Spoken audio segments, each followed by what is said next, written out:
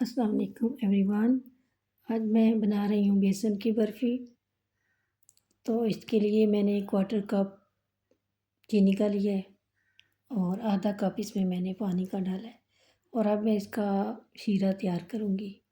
आपकी मर्ज़ी है, आप शीरा बेसन भूनने से पहले रेडी कर लें या बाद में कर लें। इट्स अप टू यू, जैसे आपको आसान लगता है। और दूसरी तरफ मैंने एक कढ़ाई ली है, तो उसमें मैं 2 कप बेसन डालूँगी। इस बर्फ़ी को आप टी टाइम स्नैक्स के तौर पर भी यूज़ कर सकते हैं। अच्छा, इसमें मैं डाल रही हूँ देसी घी। ये 1/4 कप लिया मैंने, लेकिन सारा यूज़ नहीं किया, थोड़ा-सा मैंने बचा लिया इसमें से। अगर मुझे ज़रूरत महसूस हुई तो फिर मैं ऐड कर लूँगी। इधर चीनी डिज़ोल्व हो गई थी कुछ हद तक, लेकिन थोड़े-थोड़े उसके ज़र्रात रह गए थे। इसको फिर मैंने साथ वाले चूल्हे पे शिफ्ट किया और इसको बेसन को भूनना शुरू किया। शुरू में तो बेसन हार्ड हो गया था और उसके बाद फिर 10-12 मिनट मैंने बनाई की इसकी, तो थोड़ा-सा नॉर्मल हो गया था। लेकिन फिर मुझे घी इसमें से कम लग रहा था, भुन चुका था, ये खुशबू आ रही थी इसमें से। फिर मैंने जो बचा हुआ घी था वो इसमें शामिल किया और इसको चलाना शुरू किया, तो ये मेल्ट हो गया। फिर हाफ़ टी स्पून मैंने इसमें इलायची पाउडर शामिल किया और शीरे को दोबारा से मैंने गर्म किया साथ-साथ, और उसको भी ऐड कर दिया इसमें। तो ये मुसलसल फिर मैंने चम्मच चलाया तो ये थिक होना शुरू हो गया।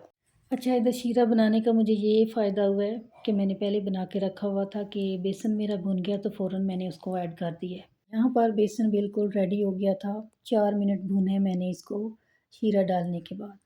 यहाँ पर ये मिक्सचर बिल्कुल रेडी था और मैंने इसको एक ट्रे में निकाला है। ये पिज़्ज़ा ट्रे थी मेरे पास, इसी में मैंने डाल दिया और इसको मैंने गरम-गरम ही सेट कर दिया।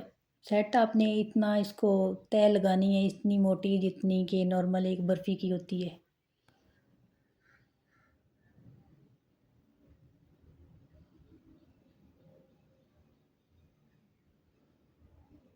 फिर मैंने इसको बादाम से गार्निश किया और स्पैचुला की मदद से थोड़ा-थोड़ा इसको मैंने अंदर दबा दिया। इसके बाद मैं इसको ना आधा घंटे के लिए छोड़ दूँगी ऐसे, क्योंकि अभी ये बहुत गरम-गरम है।